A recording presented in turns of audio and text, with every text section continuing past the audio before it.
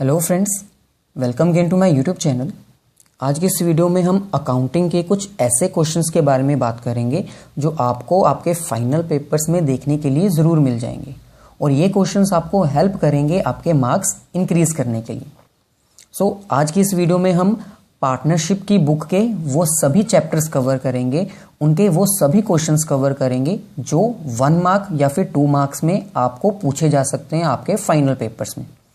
इस वीडियो में हम क्वेश्चन के साथ साथ आपको आंसर्स भी प्रोवाइड करेंगे ताकि ये आपको पता चल जाए कि फाइनल पेपर्स में कोई भी क्वेश्चन का आंसर कैसे अटेम्प्ट करते हैं और लैंग्वेज कैसे यूज करते हैं। क्वेश्चंस को शुरू करने से पहले आपको मैं बता दूं कि ये सभी क्वेश्चंस थ्योरी बेस्ड क्वेश्चंस होंगे, 1 मार्क और 2 मार्क्स के क्वेश्चंस होंगे। अगर आपको प्रैक्टिकल क्वेश्चंस अंडरस्टैंड करने हैं तो उन सभी वीडियोस का लिंक डिस्क्रिप्शन में दिया हुआ है। अगर आपको प्रैक्टिकल क्वेश्चंस नहीं आते तो वो लिंक आप यूज कर सकते हैं अपने प्रैक्टिकल क्वेश्चंस को अंडरस्टैंड करने के लिए। अब क्योंकि फाइनल पेपर्स में थ्योरी इंपॉर्टेंट रोल प्ले करती है आपके मार्क्स इंक्रीज करने के लिए, इसीलिए एक सेपरेट वीडियो मैं बना रहा हूं ताकि आपको थ्योरी रिलेटेड क्वेश्चंस के आंसर भी प्रोवाइड करने आ जाए। चलिए सबसे पहले हम फर्स्ट चैप्टर से शुरू करते हैं जो कि हमारे पास होता है introduction to partnership. First chapter का फर्स्ट और कॉमनली आस्क्ड क्वेश्चन हमारे पास आता है, what is meant by partnership, जिसका हिंदी में मतलब होता है कि पार्टनरशिप से आप क्या समझते हो। यहां पर कहा गया है partnership is that type of business in which 2 or more persons carry a business in lawful manner to share profits in agreed ratio. Partnership क्या होती है उसको एक्सप्लेन करने के लिए यहां पर मैंने मैक्सिमम उसके फीचर्स को कंबाइन किया है। जैसे फॉर एग्जांपल पार्टनरशिप क्या है, एक बिजनेस की टाइप है जिसमें 2 या फिर 2 से ज्यादा पर्सन बिजनेस को कैरी करते हैं लॉफुल मैनर में, मतलब वो बिजनेस इलीगल नहीं होता। क्यों कैरी करते हैं? ताकि वो अपना इकोनॉमिक बेनिफिट अचीव कर सकें, और उनका इकोनॉमिक बेनिफिट क्या होता है? प्रॉफिट अर्न करना, और जो प्रॉफिट अर्न होगा वो उसको शेयर करेंगे एग्रीड रेशो में। जितने भी फीचर्स होते हैं हमारे पास पार्टनरशिप में उन सबको मैंने यहां पर यूज किया है। ये हमारे पास आ जाता है मीनिंग। पार्टनरशिप एक ऐसा बिजनेस है जिसमें 2 या 2 से ज्यादा पर्सन बिजनेस को कैरी करते हैं लॉफुल मैनर में ताकि वो अपना इकोनॉमिक बेनिफिट अचीव कर सकें, यानी प्रॉफिट अचीव कर सकें, और उस प्रॉफिट को एग्रीड रेशो में शेयर कर सकें। ये था हमारे पास फर्स्ट क्वेश्चन। सेकंड क्वेश्चन हमारे पास आता है, व्हाट आर द एलिमेंट्स और फीचर्स ऑफ पार्टनरशिप। पार्टनरशिप के मीनिंग के बाद आपको इसके फीचर्स तो पता लग ही गए होंगे, लेकिन फिर भी हम एक बार एक्सप्लेन कर देते हैं पार्टनरशिप के कौन से फीचर्स होते हैं या फिर उसके क्या एलिमेंट्स होते हैं। पार्टनरशिप में 2 या फिर 2 से ज्यादा पर्सन होने चाहिए। अगर आपको ये क्वेश्चन 4 मार्क्स में भी आ जाता है तब भी आप इसको एक्सप्लेन कर सकते हो। इस पॉइंट में आपको यही लिखना है कि पार्टनरशिप में कम से कम 2 पर्सन्स तो होने ही चाहिए और 2 से ज्यादा भी हो सकते हैं। ये हमारा फर्स्ट फीचर है। सेकंड हमें कहता है एग्रीमेंट बिटवीन देम, और उन 2 पर्सन्स में या फिर जितने भी पर्सन्स हों उन सब में क्या होना चाहिए? एक एग्रीमेंट होना चाहिए। नेक्स्ट हमारे पास है जो बिजनेस है वो लॉफुल होना चाहिए, मतलब पार्टनरशिप करने का मतलब ये नहीं है कि आप इलीगल बिजनेस चला सकते हो। बिजनेस कैसा होना चाहिए? लॉफुल होना चाहिए। नेक्स्ट हमारे पास आता है शेयरिंग ऑफ प्रॉफिट्स, और वो पार्टनर्स के बीच में प्रॉफिट क्या होना चाहिए? शेयर होना चाहिए। किस रेशो में? एग्रीड रेशो में, जैसी रेशो उन्होंने डिसाइड की होगी। ऐसे ही थर्ड क्वेश्चन हमारे पास आता है, what do you mean by partnership deed. Partnership deed क्या होती है? पार्टनरशिप डीड से आप क्या समझते हो? इसका आंसर हमें दिया गया है, partnership deed is a document contains the terms and conditions between the partners. Partnership deed क्या है? पार्टनरशिप डीड एक ऐसा डॉक्यूमेंट है, एक ऐसा पेपर है which contains the terms and conditions, जिसके अंदर क्या मेंशन किया जाता है? जिसके अंदर कुछ टर्म्स एंड कंडीशंस होती हैं। किस चीज की? पार्टनरशिप की। मतलब अगर पार्टनरशिप करनी है तो उसके लिए कुछ टर्म्स एंड कंडीशंस सेट की जाती हैं, और उन टर्म्स एंड कंडीशंस को हम क्या कहते हैं? Partnership deed.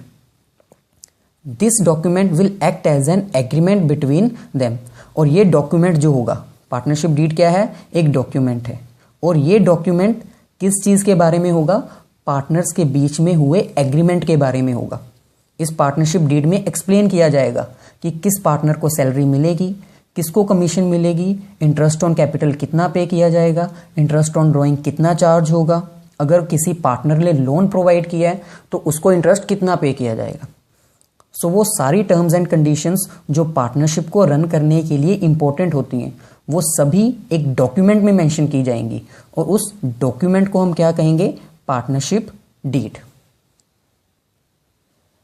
ऐसे ही नेक्स्ट क्वेश्चन हमारे पास आता है, provision in the absence of deed. अब इस क्वेश्चन को सबसे पहले आपको समझना होगा कि क्वेश्चन क्या कह रहा है। क्वेश्चन हमसे ये पूछ रहा है कि अगर पार्टनरशिप डीड, मतलब अगर कोई टर्म्स एंड कंडीशंस पार्टनर्स के बीच में डिसाइड ना की गई हो, तो उस केस में क्या कंडीशंस अप्लाई होती हैं, क्या प्रोविजंस अप्लाई की जाती हैं अगर पार्टनर्स में एग्रीमेंट ना हुआ हो। तो फर्स्ट हमारे पास है, पार्टनर्स को इंटरेस्ट ऑन कैपिटल अलाउ नहीं किया जाता, उनको इंटरेस्ट ऑन कैपिटल पे नहीं करती फर्म।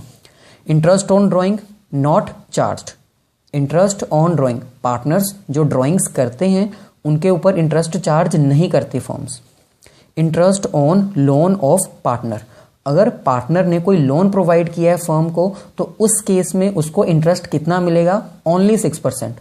6% से ज़्यादा नहीं मिलेगा। क्यों नहीं मिलेगा, क्योंकि पार्टनरशिप डीड नहीं बनाई गई, कोई भी एग्रीमेंट जब किया ही नहीं गया तो किस बात का इंटरेस्ट मिलेगा, सिर्फ कितना मिलेगा, 6%। सो ये प्रोविजंस आपको अच्छी तरह याद रखनी है, क्योंकि इसके ऊपर ही बेस्ड आपको प्रैक्टिकल क्वेश्चन भी पूछा जा सकता है। फॉर एग्जाम्पल, आपको इन्फॉर्मेशन प्रोवाइड कर दी जाएगी कि ABC 3 पार्टनर्स हैं और उनके बीच में पार्टनरशिप डीड प्रोवाइड नहीं की गई। इस केस में वो आपको कहेंगे कि पार्टनर A डिमांड कर रहा है 50,000 सैलरी, तो क्या उसको पे की जाएगी, तो आप कहेंगे नहीं पे की जाएगी, क्योंकि पार्टनरशिप डीड नहीं बनाएगी। ऐसे ही इंटरेस्ट ऑन लोन भी आपसे पूछा जा सकता है, तो आपको ये बताना है कि 6% ही पे किया जाएगा पार्टनर को इंटरेस्ट ऑन हिज लोन। ऐसे ही नेक्स्ट प्रोविजन हमारे पास है, profit and loss. So profit चाहे लॉस, कुछ भी बिजनेस को हुआ हो, वो कौन से रेशो में शेयर किया जाएगा, वो इक्वली शेयर किया जाएगा, क्योंकि रेशो डिसाइड ही नहीं की गई। नेक्स्ट हमारे पास है सैलरी, कमीशन और बोनस। इनमें से क्या कुछ भी पार्टनर को अलाउ किया जाएगा, तो उसकी प्रोविजन है नहीं, क्योंकि पार्टनरशिप डीड नहीं बनाई गई, इसलिए किसी भी पार्टनर को सैलरी, कमीशन और बोनस कुछ भी अलाउ नहीं किया जाएगा। नेक्स्ट क्वेश्चन हमारे पास है, methods of maintaining capital accounts of partners. आपसे डायरेक्टली क्वेश्चन पूछा जाएगा कि पार्टनर्स के कैपिटल अकाउंट्स मेंटेन करने के कौन कौन से मेथड्स होते हैं। सो उसका आंसर हमारे पास आएगा करंट अकाउंट और फिक्स्ड कैपिटल अकाउंट। यहाँ पर मिस्टेक है, उसको करेक्ट कर लीजिए, ये इसका पार्ट है। सो जब आपसे पूछा जाएगा कि पार्टनरशिप में पार्टनर्स के अकाउंट्स को कैसे मेंटेन किया जाता है, कौन से मेथड्स हैं मेंटेन करने के लिए, तो उसमें हमारे पास आंसर आएगा करंट अकाउंट और fixed capital account. Current account का दूसरा नेम हमारे पास होता है फ्लक्चुएटिंग अकाउंट। और आपसे ये भी पूछा जा सकता है कि अगर एक पार्टनर का अकाउंट करंट अकाउंट के बेसिस के ऊपर या फिर फ्लक्चुएटिंग अकाउंट के बेसिस के ऊपर प्रिपेयर किया जा रहा है, तो आप ये बताइए कि फर्दर कितने अकाउंट्स प्रिपेयर किए जाएंगे। तो आपका आंसर होना चाहिए कि जब एक पार्टनर का फ्लक्चुएटिंग अकाउंट प्रिपेयर करना है या फिर करंट अकाउंट प्रिपेयर करना है, तो उस केस में सारी की सारी ट्रांजैक्शन कैपिटल अकाउंट में होंगी, इसलिए फर्दर हम सिर्फ कैपिटल अकाउंट ही मेंटेन करेंगे। और अगर आपसे पूछा जाता है कि एक पार्टनर के पास फिक्स्ड कैपिटल अकाउंट है, तो उस केस में फर्दर कितने अकाउंट्स प्रिपेयर किए जाएंगे, तो आपका आंसर होना चाहिए फर्दर 2 अकाउंट्स प्रिपेयर किए जाएंगे, जिसमें से फर्स्ट हमारे पास आएगा करंट अकाउंट और सेकंड हमारे पास आएगा कैपिटल अकाउंट। इस केस में अगर एक पार्टनर के पास फिक्स्ड कैपिटल अकाउंट होता है, तो सारी की सारी ट्रांजैक्शंस किस में रिकॉर्ड की जाएंगी, करंट अकाउंट में, और कैपिटल अकाउंट में सिर्फ और सिर्फ फिक्स्ड कैपिटल ही रिकॉर्ड की जाएगी।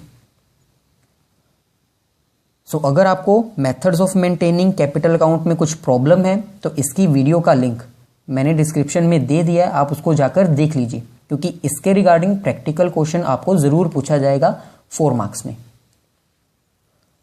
सो अभी के लिए 1 और 2 मार्क्स के लिए आपको सिर्फ इतना पता होना चाहिए कि 2 ही मेथड्स हैं अकाउंट प्रिपेयर करने के लिए, करंट अकाउंट और फिक्स्ड अकाउंट। करंट अकाउंट में कैपिटल अकाउंट प्रिपेयर किया जाता है और फिक्स्ड कैपिटल अकाउंट में 2 अकाउंट्स प्रिपेयर किए जाते हैं, जिसमें से फर्स्ट हमारे पास आता है करंट अकाउंट और सेकंड हमारे पास आता है कैपिटल अकाउंट। नेक्स्ट क्वेश्चन हमारे पास है what do you mean by profit and loss appropriation account. So ये एक वेरी इंपॉर्टेंट क्वेश्चन है, क्योंकि profit and loss appropriation account first chapter में ही हमें प्रिपेयर करने को मिलता है। पार्टनरशिप के जितने भी चैप्टर्स हैं उन सब में फर्स्ट चैप्टर ही ऐसा है जिसमें से हमें profit and loss appropriation account prepare करना पड़ता है। सो एप्रोप्रिएशन अकाउंट क्या होता है? It is an account which is prepared after the profit and loss account. So +1 में आपने profit and loss account prepare किया होगा। प्रॉफिट एंड लॉस अकाउंट जो है वो सोल प्रोप्राइटर के लिए भी प्रिपेयर किया जाता है और पार्टनरशिप के लिए भी प्रिपेयर किया जाता है। लेकिन प्रॉफिट एंड लॉस अकाउंट जब एक सोल प्रोप्राइटर के लिए प्रिपेयर किया जाता है तो सारा का सारा प्रॉफिट सिर्फ एक ही पर्सन का होता है। सो इसलिए प्रॉफिट एंड लॉस अकाउंट बनाने के बाद बैलेंस शीट डायरेक्टली बना सकता है एक सोल प्रोप्राइटर। लेकिन पार्टनरशिप में जितना भी प्रॉफिट अर्न किया गया है वो एक पर्सन से रिलेटेड नहीं होता, वो उन सभी पर्सन से रिलेटेड होता है जिन्होंने बिजनेस में शेयर लगाया है, जिन्होंने कैपिटल प्रोवाइड की है। मतलब वो प्रॉफिट सभी पार्टनर्स में डिवाइड किया जाता है। सो इसलिए उस प्रॉफिट को डिवाइड करने के लिए profit and loss appropriation account prepare किया जाता है। प्रॉफिट एंड लॉस अकाउंट बनाने के बाद डायरेक्टली पार्टनरशिप में प्रॉफिट एंड लॉस के बाद बैलेंस शीट नहीं बनाई जा सकती। प्रॉफिट एंड लॉस अकाउंट बनाने के बाद profit and loss appropriation account बनाया जाता है और उसके बाद बैलेंस शीट प्रिपेयर की जाती है। सो इसीलिए यहाँ पर ये लाइन लिखी गई है, it is an account which is prepared after the profit and loss account for the distribution of all those things which relate to the partners. Profit and loss appropriation account एक ऐसा account है जो profit and loss account के बनाने के बाद prepare किया जाता है। क्यों प्रिपेयर किया जाता है? इसलिए किया जाता है ताकि उन सभी आइटम्स को, उन सभी थिंग्स को डिस्ट्रीब्यूट किया जाए पार्टनर्स के बीच में जो पार्टनर्स से ही रिलेटेड है। जैसे for example salary, commission, bonus, interest on capital और इंटरेस्ट ऑन ड्राइंग, या इसके अलावा वो सभी चीजें जैसे कि प्रॉफिट जो कि पार्टनर्स के रिलेटेड है। सो इसके रिगार्डिंग आपको प्रैक्टिकल क्वेश्चन भी पूछा जा सकता है। आपसे profit and loss appropriation account का फॉर्मेट पूछा जा सकता है, या फिर ये पूछा जा सकता है कि profit and loss appropriation account की डेबिट और क्रेडिट साइड कौन कौन सी आइटम्स रिकॉर्ड की जाती हैं। नेक्स्ट और लास्ट क्वेश्चन हमारे पास है meaning of following. Interest on capital, interest on drawing का मीनिंग आपसे पूछा जा सकता है।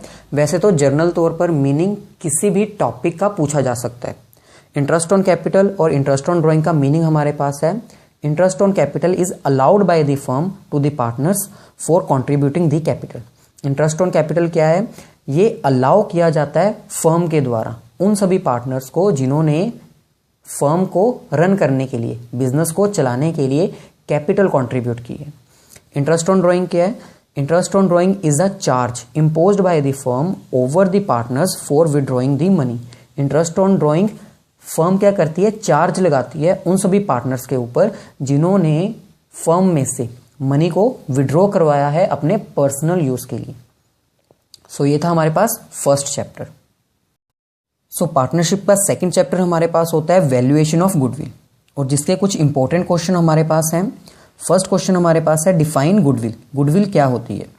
Goodwill is that intangible asset of a business which act as a reputation of the business in the eyes of their customer. मतलब goodwill एक ऐसी intangible asset है। इंटेंजिबल एसेट मतलब एक ऐसी एसेट जिसको हम सिर्फ फील कर सकते हैं, उसकी प्रेजेंस को महसूस कर सकते हैं, उसको हम छू नहीं सकते और उसको देख नहीं सकते। सो गुडविल क्या है?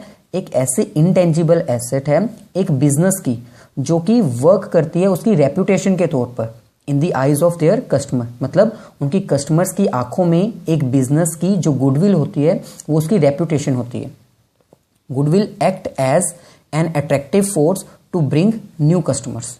गुडविल एक्ट करती है एक बिजनेस के लिए न्यू कस्टमर्स को अट्रैक्ट करने के लिए। सो इसलिए हम ये भी कह सकते हैं कि goodwill is an attraction force to bring new customers, मतलब गुडविल न्यू कस्टमर्स को अट्रैक्ट करने के लिए हेल्प करती है। सो सिंपल लैंग्वेज में अगर कहा जाए तो गुडविल क्या है, एक ऐसी इंटेंजिबल एसेट है जो कि रेप्यूटेशन है, एक इमेज है बिजनेस की इन the eyes of their customer. Next question हमारे पास आता है कैरेक्टरिस्टिक्स ऑफ गुडविल। गुडविल के फीचर्स, उसके नेचर्स के बारे में पूछा गया। सो मीनिंग से ही हमें पता चल जाता है कि गुडविल का नेचर क्या होगा। फर्स्ट हमारे पास आता है कि गुडविल एक इंटेंजिबल एसेट है, जो कि मैं बता ही चुका हूं। सेकंड है अट्रैक्टिव फोर्स। गुडविल क्या है, एक अट्रैक्टिव फोर्स है जो कि हेल्प करती है न्यू कस्टमर्स को अट्रैक्ट करने के लिए। थर्ड हमारे पास है मोर देन नॉर्मल प्रॉफिट। अब गुडविल एक ऐसी एसेट है जो हेल्प करती है एक बिजनेस को अपने नॉर्मल प्रॉफिट से ज्यादा अर्न करने के लिए। कैसे, अगर एक बिजनेस की गुडविल होगी, उसकी रेप्यूटेशन होगी मार्केट में, तो न्यू कस्टमर्स अट्रैक्ट होंगे, और जब न्यू कस्टमर्स उसके पास आएंगे तो उसका प्रॉफिट ऑब्वियसली नॉर्मल से अधिक होगा, ज्यादा होगा। सो इसलिए कह सकते हैं गुडविल एक इंटेंजिबल एसेट है जो कि अट्रैक्ट करती है न्यू कस्टमर्स को, और जिसकी वजह से बिजनेस का प्रॉफिट क्या होता है, नॉर्मल से ज्यादा। नेक्स्ट हमारे पास factors affecting the value of goodwill. अब कुछ फैक्टर्स ऐसे होते हैं जो एक फर्म की गुडविल को इंक्रीज कर सकते हैं, और कुछ फैक्टर्स ऐसे भी होते हैं जो उसकी वैल्यू को डिक्रीज भी कर सकते हैं। फॉर एग्जाम्पल, अगर हम कहें कि एक बिजनेस की गुडविल की वैल्यू 10,000 है, तो कुछ फैक्टर्स ऐसे होते हैं जो इसकी वैल्यू को इंक्रीज कर सकते हैं, फॉर एग्जाम्पल 20,000, और फैक्टर्स ऐसे भी होते हैं जो इसकी वैल्यू को डिक्रीज कर सकते हैं, 5,000। सो वो कौन से फैक्टर्स हैं? फर्स्ट हमारे पास आता है क्वालिटी ऑफ प्रोडक्ट्स। अगर आपका बिजनेस गुड क्वालिटी के प्रोडक्ट्स प्रोवाइड करेगा तो आपकी वैल्यू गुडविल की इंक्रीज होगी, लेकिन अगर दूसरी तरफ आप बैड क्वालिटी का प्रोडक्ट प्रोवाइड करोगे तो आपकी गुडविल क्या हो जाएगी, डिक्रीज। सो ये हमारे पास था फर्स्ट फैक्टर। सेकंड हमारे पास है लोकेशन। लोकेशन कैसे इफेक्ट करता है? अगर आपका बिजनेस ऐसे एरिया में है जहां पर मार्केट डेवलप्ड है, तो उस केस में क्या होगा, आपके पास न्यू कस्टमर्स आते रहेंगे तो आपकी गुडविल की वैल्यू इंक्रीज हो जाएगी। वहीं दूसरी तरफ अगर आपकी मार्केट डेवलप्ड नहीं है, आप एक ऐसे एरिया में काम कर रहे हैं जहां पर मार्केट ही नहीं है, जहां पर रॉ मटेरियल नहीं है, कस्टमर्स नहीं है, मार्केट डेवलप नहीं है, रूरल एरिया में आप वर्क कर रहे हो, तो आपकी गुडविल क्या होगी, डिक्रीज ही होगी। लास्ट फैक्टर हमारे पास है आफ्टर सेल सर्विसेज। सो एक कस्टमर के लिए प्रोडक्ट की आफ्टर सेल सर्विसेज बहुत इंपॉर्टेंट होती है। अगर आप अपने प्रोडक्ट की सेल्स के बाद की सर्विसेज कस्टमर को प्रोवाइड नहीं करोगे तो कस्टमर सेटिस्फाइड नहीं होगा और दोबारा आपसे कभी भी परचेजिंग्स नहीं करेगा। सो इस केस में क्या होगा, गुडविल डिक्रीज हो जाएगी। और वहीं ऑपोजिट, अगर आप आफ्टर सेल सर्विसेज प्रोवाइड करोगे, वारंटी गारंटी सर्विसेज प्रोवाइड करोगे, तो उस केस में आपकी गुडविल इंक्रीज हो जाएगी। नेक्स्ट हमारे पास है need for valuation of goodwill. अब आपको यह भी पता होना चाहिए कि गुडविल की वैल्यूएशन कब की जाती है, कब जरूरत पड़ती है कि हम ये फाइंड आउट करें कि हमारी फर्म की गुडविल की वैल्यू कितनी है। सो फर्स्ट केस हमारे पास आता है change in profit sharing ratio. अगर पार्टनरशिप में पार्टनर्स अपनी प्रॉफिट शेयरिंग रेशो चेंज करते हैं तब हमें जरूरत पड़ेगी। Second, admission of a new partner. जब एक न्यू पार्टनर बिजनेस में एडमिट होगा तब हमें जरूरत पड़ेगी। डेथ और रिटायरमेंट ऑफ अ पार्टनर। अगर किसी पार्टनर की डेथ हो जाती है या फिर वो बिजनेस से रिटायर हो जाता है, उस केस में भी हमें जरूरत पड़ेगी। Last, sale of business. अगर एक बिजनेस अपने आप को सेल करना चाहता है तो ये फाइंड आउट करेगा कि उसकी गुडविल की वैल्यू कितनी है, ताकि वो परचेजिंग बिजनेस से या फिर परचेजिंग पर्सन से अपनी गुडविल की वैल्यू भी चार्ज कर सके।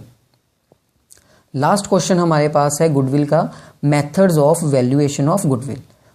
कौन से मेथड्स यूज किए जाते हैं फर्म की गुडविल को फाइंड आउट करने के लिए। सो फर्स्ट हमारे पास आता है एवरेज प्रॉफिट मेथड, जिसको हम फर्दर 2 पार्ट्स में डिवाइड कर सकते हैं। एक हमारे पास होता है सिंपल एवरेज और एक हमारे पास होता है वेटेड एवरेज। अब आपको ये याद होना चाहिए कि valuation of goodwill important chapter है 2 मार्क्स के लिए और 4 मार्क्स के लिए, क्योंकि इसमें से आपको प्रैक्टिकल क्वेश्चंस भी आएंगे और थ्योरी के क्वेश्चंस भी आएंगे।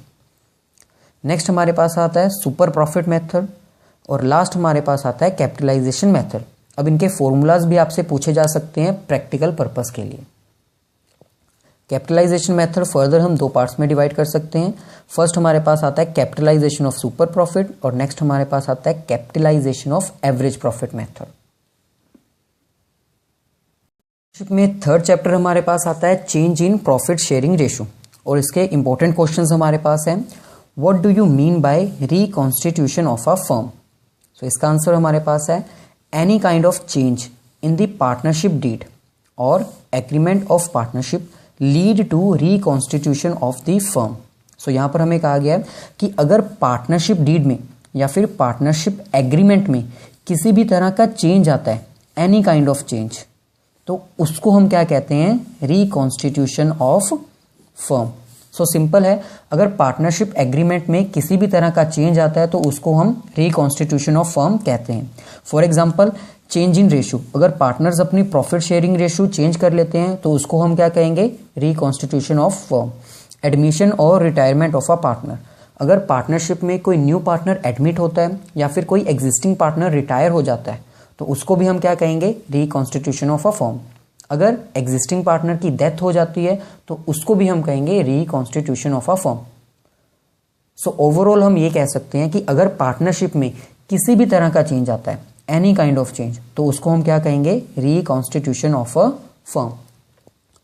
नेक्स्ट क्वेश्चन हमारे पास आता है रीजन और सर्कमस्टांसेस ऑफ रिकॉन्स्टिट्यूशन। ऐसा कौन सा रीजन है या फिर ऐसे कौन से सर्कमस्टांसेस हो जाते हैं जिसकी वजह से रिकॉन्स्टिट्यूशन करनी पड़ती है? तो इसका आंसर हम ऑलरेडी प्रोवाइड कर चुके हैं। कोई भी चेंज होता है रेशो में, न्यू पार्टनर एडमिट होता है, एग्जिस्टिंग रिटायर होके जाता है, किसी की डेथ हो जाती है, तो इन सभी केसेस में क्या करना पड़ता है? रिकॉन्स्टिट्यूशन करनी पड़ती है। रिकॉन्स्टिट्यूशन करना मतलब चेंजेस करना अकॉर्डिंग टू द नीड्स। जैसा पार्टनरशिप में चेंज आया है उसके अकॉर्डिंग हमें चेंजेस करने पड़ेंगे। जैसे फॉर एग्जांपल अगर किसी पार्टनर की डेथ हो जाती है तो इसका मतलब उसका शेयर अब क्या होगा? ओल्ड पार्टनर्स में डिवाइड किया जाएगा। सो ये सब क्या है? Circumstances of reconstitution. Next question हमारे पास है who is said as sacrificing and gaining partner? Partnership में सैक्रिफाइसिंग पार्टनर और गेनिंग पार्टनर किसको कहा जाता है? The reconstitution of a firm lead to sacrifice by one partner and provide gain to the other partner. So सबसे पहले हमें यह बताया गया है कि रिकॉन्स्टिट्यूशन होने से मतलब प्रॉफिट रेशो चेंज होने से, एडमिशन, रिटायरमेंट या फिर पार्टनरशिप में डेथ होने से क्या होता है? कोई एक पार्टनर गेन कर रहा होता है और दूसरी तरफ कोई एक पार्टनर ऐसा होता है जो सेक्रीफाइस कर रहा होता है। सो यहां पर हमें कहा गया है reconstitution of a firm lead to sacrifice by one partner and provide gain to the other partner. Partnership firm में रिकॉन्स्टिट्यूशन होने की वजह से किसी पार्टनर को गेन होता है और किसी को सेक्रीफाइस होता है। The partner who gain is said as gaining and the other who loses shares is said as sacrificing partner. So reconstitution होने की वजह से जिस पार्टनर को गेन होता है उसको हम क्या कहते हैं? Gaining partner. और जिस पार्टनर को लॉस बियर करना पड़ता है, जिसको सेक्रीफाइस करना पड़ता है, उसको हम क्या कहते हैं? Sacrificing partner. नेक्स्ट क्वेश्चन हमारे पास आता है गेनिंग एंड सेक्रीफाइसिंग रेशियो। सो इसके लिए आपको डायरेक्टली फॉर्मूला पूछा जाएगा। गेनिंग रेशियो क्या होती है? New minus old share. और सेक्रीफाइसिंग रेशियो का फॉर्मूला क्या होता है? Old minus new share. So इसका प्रैक्टिकल क्वेश्चन आपसे पूछा जाएगा। लास्ट क्वेश्चन हमारे पास आता है adjustment in case of reconstitution and their treatment.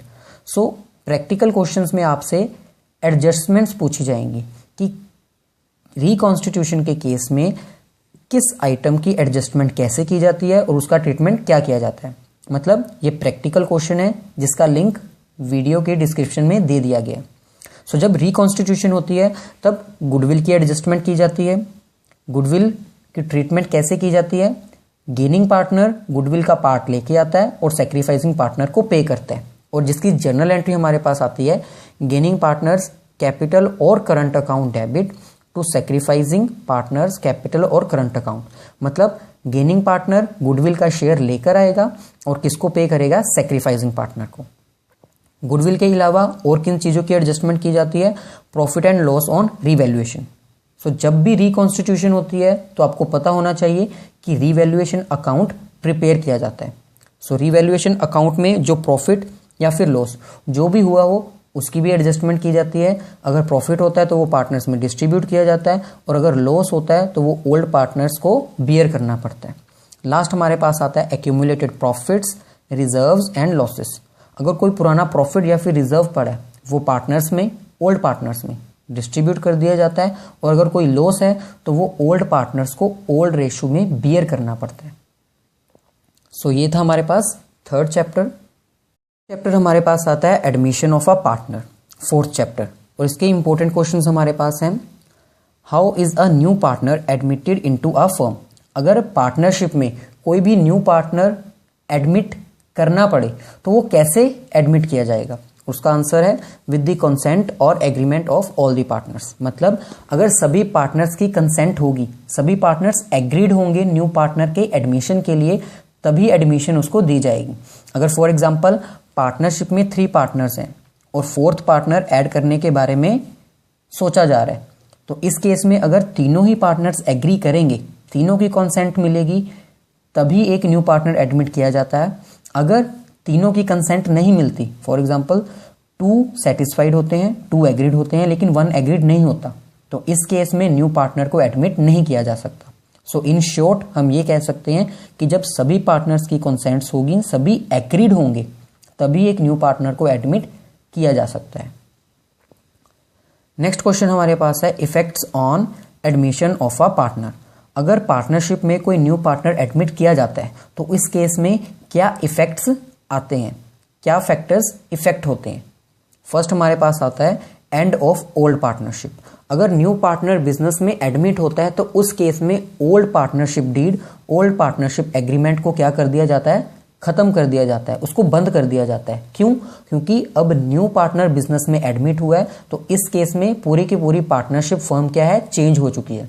पहले 3 पार्टनर्स थे, अब 4 पार्टनर्स हो चुके हैं, इसलिए क्या किया जाएगा? ओल्ड पार्टनरशिप डीड को खत्म करके न्यू पार्टनरशिप डीड बनाई जाएगी।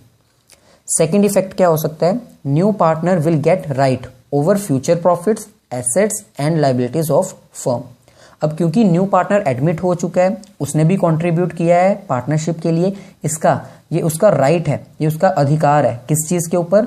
फ्यूचर में जितने भी प्रॉफिट लॉसेस अर्न होंगे, जितनी भी एसेट्स और लायबिलिटीज फर्म की होंगी, उसके ऊपर पूरा राइट होगा उस न्यू पार्टनर का भी। सो ये 2 इफेक्ट्स हैं। फर्स्ट हमारे पास है कि अगर न्यू पार्टनर एडमिट होता है तो ओल्ड पार्टनरशिप खत्म कर दी जाएगी, और जो न्यू पार्टनर एडमिट होगा उसका पूरा राइट होगा फ्यूचर के प्रॉफिट्स के ऊपर और एसेट्स एंड लायबिलिटीज के ऊपर। नेक्स्ट क्वेश्चन हमारे पास आता है adjustment on the admission of a partner. मतलब अगर कोई न्यू पार्टनर बिजनेस में एडमिट किया जाता है तो उस केस में कौन कौन सी एडजस्टमेंट्स की जाएंगी और उनके ट्रीटमेंट्स क्या होंगे? सो सेम चीज जो रिकॉन्स्टिट्यूशन में की गई थी, change in a ratio, goodwill की ट्रीटमेंट की जाएगी। फॉर एग्जाम्पल अगर प्रीवियसली 3:1 रेशो में ओल्ड पार्टनर्स शेयर कर रहे थे और न्यू पार्टनर 1/10 शेयर मांग रहा है अपने एडमिशन के लिए, तो इस केस में क्या होगा? सभी पार्टनर्स को अपना शेयर सेक्रीफाइस करना पड़ेगा न्यू पार्टनर्स के लिए, या फिर कुछ पार्टनर सेक्रीफाइस करेंगे और कुछ गेन भी कर सकते हैं। तो इसका मतलब अगर पार्टनरशिप में न्यू पार्टनर एडमिट होता है तो उस केस में प्रॉफिट रेशो चेंज की जाएगी, बिना चेंजेस के न्यू पार्टनर को एडमिट किया ही नहीं जा सकता। सेम अगर न्यू पार्टनर एडमिट होता है तो गुडविल का भी ट्रीटमेंट किया जाएगा। जो पार्टनर गेन कर रहा होगा वो गुडविल का शेयर लेकर आएगा, उस पार्टनर को पे करेगा जो सेक्रीफाइस कर रहा होगा। नेक्स्ट और वेरी इंपॉर्टेंट क्वेश्चन हमारे पास है, what do you mean bye revaluation account? अब रिवैल्यूएशन अकाउंट 4th चैप्टर में भी प्रिपेयर किया जाता है और 5th चैप्टर में भी प्रिपेयर किया जाता है। सो दोनों ही केसेस में रिवैल्यूएशन अकाउंट का मीनिंग हमें पता होना चाहिए। Revaluation is an account which is prepared at the time of reconstitution of a firm. Revaluation account एक ऐसा अकाउंट है जो तब प्रिपेयर किया जाता है जब एक फर्म क्या होती है? रिकॉन्स्टिट्यूशन होती है। रिकॉन्स्टिट्यूशन होना मतलब उसमें अगर किसी भी तरह के चेंजेस आते हैं तो उन चेंजेस को रिकॉर्ड करने के लिए रिवैल्यूएशन अकाउंट प्रिपेयर किया जाता है। So it is prepared at the time of reconstitution of a firm to record the changes in the assets and liabilities of the business. Business की एसेट्स एंड लायबिलिटीज में जो changes आए हैं reconstitution के कारण, उनको रिकॉर्ड करने के लिए हम एक अकाउंट प्रिपेयर करते हैं और उस अकाउंट को रिवैल्यूएशन अकाउंट कहा जाता है। सो दैट द प्रॉफिट और loss on revaluation is provided to old partners. और ये किस लिए प्रिपेयर किया जाता है रिवैल्यूएशन अकाउंट? रिवैल्यूएशन अकाउंट इसलिए प्रिपेयर किया जाता है ताकि चेंजेस रिकॉर्ड करने पर प्रॉफिट या फिर लॉस दोनों में से कुछ भी हो वो ओल्ड पार्टनर्स में डिस्ट्रीब्यूट किया जा सके। सो रिवैल्यूएशन अकाउंट प्रैक्टिकली भी हम प्रिपेयर करते हैं और इसका प्रैक्टिकल क्वेश्चन भी आ सकता है। आपसे फॉर्मेट पूछा जा सकता है रिवैल्यूएशन अकाउंट का, या फिर ये पूछा जा सकता है कि रिवैल्यूएशन की डेबिट साइड कौन सी आइटम्स रिकॉर्ड की जा सकती हैं या फिर क्रेडिट साइड कौन सी आइटम्स रिकॉर्ड की जा सकती है।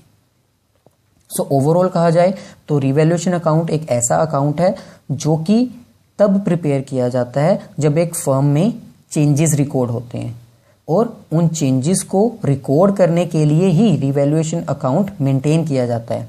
और उन चेंजेस को रिकॉर्ड करने के बाद जो प्रॉफिट लॉस आता है उसको क्या किया जाता है? पार्टनर्स के बीच में डिस्ट्रीब्यूट किया जाता है, ओल्ड पार्टनर्स के बीच में ओल्ड रेशो में। नेक्स्ट प्रैक्टिकल क्वेश्चन हमसे पूछा जा सकता है treatments and journal entries under different cases. So आपको पता है कि गुडविल की ट्रीटमेंट के डिफरेंट केसेस होते हैं जो कि प्रैक्टिकली मैं एक्सप्लेन कर चुका हूं। अगर आपने वो वीडियो नहीं देखी है तो उसका लिंक डिस्क्रिप्शन में दिया हुआ है, आप उसको जाकर देख लीजिए क्योंकि प्रैक्टिकल क्वेश्चंस भी इंपॉर्टेंट है 2 मार्क्स के लिए। तो नेक्स्ट चैप्टर हमारे पास है death and retirement of a partner. 5th chapter के इंपॉर्टेंट क्वेश्चन शुरू करने से पहले आपसे एक छोटी सी रिक्वेस्ट है कि अगर अब तक आपने मेरे चैनल को सब्सक्राइब नहीं किया है तो प्लीज़ रेड कलर के बटन को क्लिक करके मेरे चैनल को सब्सक्राइब कर लीजिए और जो बेल आइकन अपीयर होगी उसको क्लिक कर दीजिए ताकि फ्यूचर में अगर मैं कोई भी वीडियो अपलोड करूं अकाउंट्स, इकोनॉमिक्स या फिर बिजनेस स्टडीज़ के रिलेटेड वो आपको मिल जाए।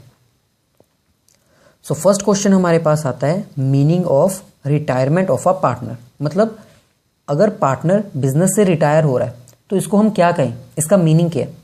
सो इसका मीनिंग हमारे पास है when a partner decided to not continue in the firm then he or she may retire by giving his or her share of the profit to the remaining partners। तो इसका meaning हमारे पास है अगर एक पार्टनर बिजनेस में continue नहीं करना चाहता और वो अपना शेयर ओल्ड पार्टनर्स में या फिर रिमेनिंग पार्टनर्स में डिस्ट्रीब्यूट करके चला जाता है तो उसको हम कहते हैं retirement of a partner. Next practical question हमारे पास आता है adjustment in case of retirement, treatment in case of retirement. So जब एक पार्टनर रिटायर होता है तो उस केस में क्या एडजस्टमेंट्स की जाती हैं गुडविल के रिगार्डिंग, चेंज इन रेशियो के रिगार्डिंग, और उनका क्या ट्रीटमेंट किया जाता है, क्या जर्नल एंट्रीज पास की जाती हैं। सो क्योंकि ये प्रैक्टिकल पॉइंट ऑफ व्यू है और इसका क्वेश्चन भी आपसे पूछा जा सकता है। सो प्रैक्टिकल क्वेश्चंस ऑलरेडी हम कवर कर चुके हैं, अगर वो अब तक आपने नहीं देखे तो डिस्क्रिप्शन में उनका लिंक दिया हुआ है, आप उनको जाकर देख लीजिए। नेक्स्ट इंपॉर्टेंट क्वेश्चन हमारे पास आता है what do you mean bye revaluation of asset and liabilities. So same question जो हमने 4th चैप्टर में अभी सॉल्व किया था, जो मैंने एक्सप्लेन किया था, वही सेम आपको यहाँ पर भी मेंशन करना है कि रिवैल्यूएशन अकाउंट एक ऐसा अकाउंट है जो कि प्रिपेयर किया जाता है in case of change in the firm. अगर बिजनेस में कोई भी चेंज आता है उस चेंजेस को रिकॉर्ड करने के लिए हम रिवैल्यूएशन अकाउंट प्रिपेयर करते हैं ताकि प्रॉफिट एंड लॉस डिस्ट्रीब्यूट किया जा सके पार्टनर्स के बीच में। सो सेम पॉइंट जो हमने यहाँ पर डिस्कस किया था रिवैल्यूएशन का मीनिंग, वही आपने यहाँ पर भी डिस्कस करना है। बस डिफरेंस इतना है कि आपसे क्वेश्चन थोड़ा सा इनडायरेक्ट वे में पूछा गया। नेक्स्ट क्वेश्चन हमारे पास आता है how to calculate amount to be given to retiring partner. अब एक पार्टनर रिटायर होके जा रहा है तो जितना भी कैश उसने बिजनेस में इन्वेस्ट किया होगा वो सभी का सभी उसको पे करना पड़ेगा। सो क्वेश्चन में यही पूछा जा रहा है कि एक रिटायरिंग पार्टनर को कितनी अमाउंट पे की जाएगी, ये कैसे कैलकुलेट किया जाए। सो इसका आंसर हमारे पास है कैपिटल। जो भी पार्टनर रिटायर हो रहा है उसकी जितनी भी कैपिटल है उसमें हम ऐड करेंगे एनी इंटरेस्ट, सैलरी और कमीशन। अगर उसको कोई भी इंटरेस्ट, सैलरी या फिर कमीशन या फिर बोनस अगर कुछ भी पे करना है वो भी हम ऐड कर देंगे कैपिटल में। हम उसमें ऐड करेंगे शेयर इन प्रॉफिट, उसका जितना भी हिस्सा बनता होगा प्रॉफिट में हम वो ऐड करेंगे, और अगर लॉस होगा तो वो उसको हम क्या करेंगे माइनस। ऐसे ही नेक्स्ट हमारे पास है उसमें हम ऐड करेंगे एनी एक्यूमुलेटेड प्रॉफिट्स रिजर्व्स। अगर कोई पुराना प्रॉफिट होगा या फिर कोई पुराने रिजर्व्स होंगे, उसमें भी उस रिटायरिंग पार्टनर का हिस्सा है, उसका शेयर है, इसलिए वो भी हम ऐड कर देंगे। और अगर कोई लॉस हुआ होगा बिजनेस को, ओल्ड लॉस, तो उसको हम क्या कर देंगे, लेस। ऐसे नेक्स्ट हमारे पास है, उसमें हम ऐड करेंगे शेयर इन गुडविल। अब उसका गुडविल का शेयर हम उसको पे कर देंगे, क्योंकि पार्टनर रिटायर होके जा रहा है, वो सेक्रीफाइस करके जा रहा है अपना शेयर रिमेनिंग पार्टनर्स को दे के जा रहा है, इसलिए उसको उसका गुडविल का हिस्सा भी पे कर दिया जाएगा। और लास्ट में हम ऐड करेंगे प्रॉफिट ऑन रिवैल्यूएशन। रिवैल्यूएशन में अगर प्रॉफिट हुआ है तो उसको ऐड कर देंगे, और अगर लॉस हुआ होगा उसको हम माइनस कर देंगे। सो इन सभी आइटम्स को ऐड लेस करने के बाद जो अमाउंट हमारे पास आएगी उसको हम कहेंगे amount to be paid to retiring partner, मतलब वो अमाउंट जो कि रिटायरिंग पार्टनर को पे की जाएगी। लास्ट और वेरी इंपॉर्टेंट क्वेश्चन जो कि रिटायरमेंट में हमारे पास आता है, how to calculate share of profit in case of retirement and death. अगर एक पार्टनर रिटायर हो जाता है या फिर उसकी डेथ हो जाती है, तो उस केस में उसका शेयर प्रॉफिट में उसका कितना हिस्सा बनता है वो कैसे कैलकुलेट किया जाएगा। सो फर्स्ट केस हमारे पास आता है इफ रिटायरमेंट। अगर एक पार्टनर रिटायर होकर बिजनेस से जाता है तो उस केस में उसका शेयर कैसे फाइंड आउट किया जाएगा, प्रॉफिट ऑफ फर्म को जितना भी प्रॉफिट हुआ होगा, फॉर एग्जांपल 10,000, उसको हम मल्टीप्लाई करेंगे उसके सर्वाइविंग पीरियड से। सर्वाइविंग पीरियड मतलब वो कितने मंथ्स तक बिजनेस में कंटिन्यू करता रहा या फिर कितने मंथ्स तक वो बिजनेस में रहा। फॉर एग्जांपल 1 ईयर में 12 मंथ्स होते हैं, 12 मंथ्स में से वो 3 मंथ्स बिजनेस में कंटिन्यू किया, उसको हम मल्टीप्लाई करेंगे उसके शेयर के साथ। फॉर एग्जांपल उसका शेयर है 2/5। सो ऐसा करने से हमारे पास क्या आ जाएगा, उसका शेयर, उस पार्टनर का शेयर जो रिटायर होके जा रहा है। एक बार दोबारा से देख लेते हैं, प्रॉफिट ऑफ अ फर्म जितना बिजनेस ने प्रॉफिट अर्न किया, मल्टीप्लाई करेंगे उसके रिमेनिंग मंथ से, जितने मंथ्स वो बिजनेस में रहा, मल्टीप्लाई करेंगे उसके शेयर से, जो अमाउंट आएगी वो क्या होगी, अमाउंट ऑफ प्रॉफिट, जो कि हम उसको पे करेंगे। सो ये सिंपल था। सेकंड हमारे पास आता है इफ डेथ। अगर एक पार्टनर की डेथ हो जाती है तो उस केस में हमारे पास फर्दर 2 ऑप्शंस आते हैं। फर्स्ट हमारे पास आता है on the basis of average profit. Average profit basis के ऊपर हम उसका शेयर कैसे कैलकुलेट करेंगे, उसके 2 पॉइंट्स हैं। सबसे पहले हमें एवरेज प्रॉफिट कैलकुलेट करना पड़ेगा, और एवरेज प्रॉफिट कैसे कैलकुलेट करते हैं ये आपको पता ही होगा। जितने ईयर्स का प्रॉफिट दिया है उन सबको प्लस कर देंगे, अगर लॉस होगा तो उसको हम माइनस कर देंगे, और डिवाइड करेंगे उतने ईयर्स के साथ जितने ईयर्स के लिए हमें एवरेज करने को कहा जाएगा।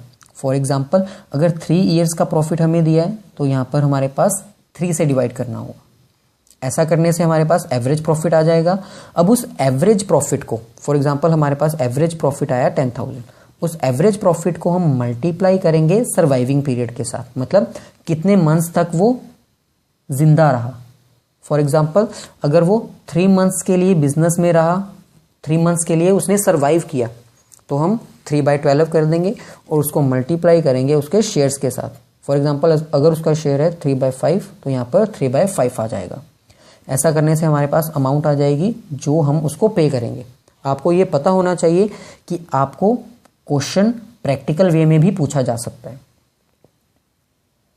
नेक्स्ट हमारे पास आता है on the basis of turnover.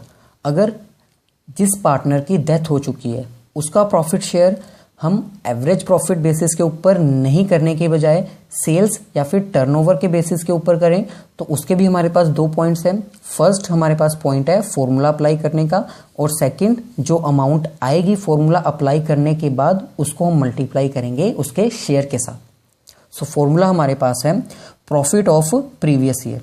Profit of previous year मतलब जिस ईयर में उसकी डेथ हुई है उससे पहले वाले ईयर में, उससे प्रीवियस ईयर में फर्म को कितना प्रॉफिट हुआ, उसको हम डिवाइड करेंगे sales of previous year. Sales of previous year मतलब जिस ईयर में पार्टनर की डेथ हुई है उससे पहले के ईयर में बिजनेस को कितनी सेल्स हुई थी, मल्टीप्लाई करेंगे उसको हम sales during the period when partner is not death, मतलब मल्टीप्लाई करेंगे हम उस पीरियड के साथ जिस पीरियड में पार्टनर की डेथ नहीं हुई थी, उस ईयर्स की, उस मंथ की, उस पीरियड की सेल्स के साथ हम मल्टीप्लाई करेंगे। सो सिंपल है, अगर प्रीवियस ईयर में एक बिजनेस को प्रॉफिट हुआ है 10,000 का और सेल्स उसकी हुई है 1 लाख की, और जितने पीरियड तक पार्टनर लाइव था, जिंदा था, उस पीरियड में अगर सेल्स हुई हैं 20,000 की, सो ये फॉर्मूला हम अप्लाई करेंगे और इस फॉर्मूले में अप्लाई करने के बाद जो आंसर आएगा उसको हमें मल्टीप्लाई करना है उसके शेयर के साथ। इससे हमारे पास क्या आ जाएगा, वो अमाउंट जो उसको हमें पे करनी है। सो आपको सिर्फ फॉर्मूला लर्न करना है, जो अमाउंट आएगी उसको शेयर के साथ मल्टीप्लाई करना है, बाकी सभी अमाउंट्स आपको क्वेश्चन में ही प्रोवाइड की जाएंगी। पार्टनरशिप का लास्ट चैप्टर हमारे पास आता है dissolution of partnership firm. So इसमें फर्स्ट इंपॉर्टेंट क्वेश्चन हमारे पास आता है, what do you mean by dissolution of the firm. Dissolution of firm से आप क्या समझते हैं? The end of relation among all the partners, the end of partnership agreement and the closure of whole partnership business is called as dissolution of partnership firm या फिर dissolution of firm. सो यहाँ पर answer में हमें कहा गया है कि जब सभी पार्टनर्स के बीच में जो रिलेशन इस्टेब्लिश हुआ था पार्टनरशिप के कारण, अगर वो खत्म हो जाए, सभी पार्टनर्स के बीच में जो एग्रीमेंट हुआ था वो भी खत्म हो जाए और पूरा का पूरा बिजनेस क्लोज कर दिया जाए, वाइंड अप हो जाए, तो उसको हम कहते हैं dissolution of the firm. Overall अगर कहा जाए या फिर सिंपल लैंग्वेज में कहा जाए, डिसोल्यूशन ऑफ फर्म का मतलब है जब सभी पार्टनर्स ये डिसाइड कर लें कि अब हमें बिजनेस कंटिन्यू नहीं करना, सारा का सारा बिजनेस क्लोज कर दिया जाए, रिलेशन खत्म हो जाए, पार्टनरशिप डीड खत्म हो जाए, तो उसको हम कहते हैं dissolution of the firm. Next question हमारे पास आता है, difference between dissolution of partnership and dissolution of firm. अब डिसोल्यूशन ऑफ पार्टनरशिप और डिसोल्यूशन ऑफ फर्म में डिफरेंस क्या है? सो फर्स्ट यहां पर कहा गया है, in dissolution of partnership the business continue to exist. अगर पार्टनरशिप में डिसोल्यूशन होती है तो इसका मतलब ये नहीं है कि बिजनेस खत्म हो गया। डिसोल्यूशन ऑफ पार्टनरशिप मतलब या तो पार्टनरशिप में एक न्यू पार्टनर एडमिट हो गया या फिर एग्जिस्टिंग पार्टनर रिटायर होके चला गया। तो इस केस में यानी एडमिशन में या फिर रिटायरमेंट में बिजनेस तो खत्म नहीं होता, वो कंटिन्यू हो सकता है। लेकिन डिसोल्यूशन ऑफ फर्म का यहां पर मतलब है business comes to an end. अगर फर्म ही पूरी डिसॉल्व कर दी जाए, पूरी की पूरी फर्म ही खत्म कर दी जाए, बंद कर दी जाए, रिलेशन खत्म कर दिया जाए, तो उस केस में बिजनेस क्या हो जाता है, came to an end, business खत्म हो जाता है। सो ये मेजर डिफरेंस है। डिसोल्यूशन ऑफ पार्टनरशिप में क्या होता है, बिजनेस कंटिन्यू करता है क्योंकि पार्टनर्स चाहते हैं कि हम बिजनेस कंटिन्यू करें। लेकिन अगर पार्टनर्स चाहेंगे ही नहीं, वो कंटिन्यू करना चाहते, तो उस केस में पार्टनरशिप खत्म हो जाएगी, पूरी की पूरी फर्म खत्म हो जाएगी और उसको हम कहते हैं dissolution of firm. Next important question हमारे पास आता है, what do you mean by realisation account. अब क्योंकि रियलाइजेशन अकाउंट 6th चैप्टर में ही मेंटेन किया जाता है, इसलिए ये इंपॉर्टेंट क्वेश्चन है पेपर पॉइंट ऑफ व्यू से। सो यहां पर हमसे पूछा गया है कि रियलाइजेशन अकाउंट क्या होता है, आप इससे क्या समझते हैं। सो यहां पर हमें कहा गया है, it is an account which is prepared at the time of dissolution of firm to realise all the assets and liabilities of business. Realisation account एक ऐसा अकाउंट है जो प्रिपेयर किया जाता है जब एक बिजनेस को डिसॉल्व करना पड़ता है या फिर जब एक बिजनेस को बंद करना होता है। क्यों प्रिपेयर किया जाता है? To realise the assets and liabilities of the business. Business की जितनी भी एसेट्स हैं और जितनी भी लायबिलिटीज हैं उनको रियलाइज करने के लिए। रियलाइज करने के लिए मतलब जितनी भी एसेट्स बिजनेस के पास हैं उनको सोल्ड करने के लिए रियलाइजेशन अकाउंट बनाया जाता है और जितनी भी लायबिलिटीज हैं उनकी पेमेंट करने के लिए रियलाइजेशन अकाउंट बनाया जाता है। सो ओवरऑल अगर कहा जाए तो रियलाइजेशन एक ऐसा अकाउंट है जो तब प्रिपेयर किया जाता है जब बिजनेस को क्लोज करना होता है। और क्यों प्रिपेयर किया जाता है? एसेट्स एंड लायबिलिटीज को रियलाइज करने के लिए। अब क्योंकि बिजनेस बंद हो चुका है, एंड हो चुका है, तो एसेट्स एंड लायबिलिटीज को रख के एक बिजनेस क्या करेगा?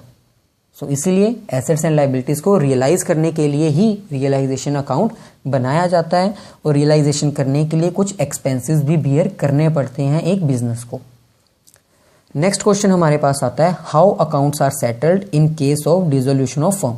अब ये क्वेश्चन आपके लिए 4 मार्क्स के लिए और 3 मार्क्स के लिए भी इंपॉर्टेंट है।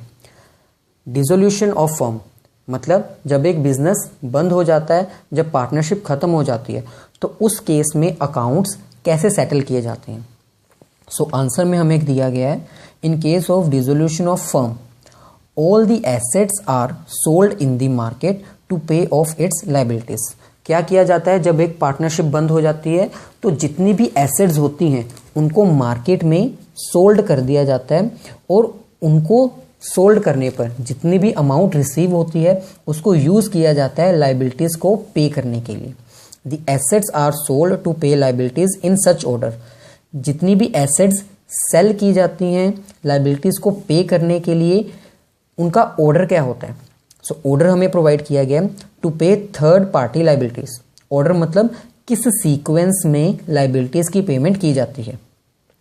एसेट्स को सोल्ड करने के लिए तो कोई सीक्वेंस नहीं होता, जोन सी मर्जी एसेट जब मर्जी जिस मर्जी प्रोसीजर में सेल की जा सकती है, लेकिन लायबिलिटीज को पे करने के लिए एक पर्टिकुलर प्रोसीजर फॉलो किया जाता है। सबसे पहले थर्ड पार्टी लायबिलिटीज पे की जाती हैं, ऐसी लायबिलिटीज जो कि आउटसाइडर से रिसीव की गई हैं। आउटसाइडर्स मतलब जैसे बैंक्स हो गए, कोई पर्सनल लोन्स हो गए, ऐसी चीजें। सेकंड, जब थर्ड पार्टी लायबिलिटीज पे हो जाती हैं उसके बाद टू पे an advance given by the partner. अगर पार्टनर ने कोई लोन प्रोवाइड किया है, अगर पार्टनर ने कोई एडवांसेस दिए हैं फर्म को, तो उस केस में थर्ड पार्टी की लायबिलिटी पे करने के बाद सेकंड प्रेफरेंस दी जाती है पार्टनर्स की लायबिलिटीज को। मतलब पार्टनर्स ने जो बिजनेस को लोन्स प्रोवाइड किए हैं, पार्टनर्स के लोन्स पे करने के बाद नेक्स्ट प्रेफरेंस दी जाती है to pay capital balance to the partners. Partners का जितना भी कैपिटल बैलेंस होता है उन सब की भी पेमेंट की जाती है।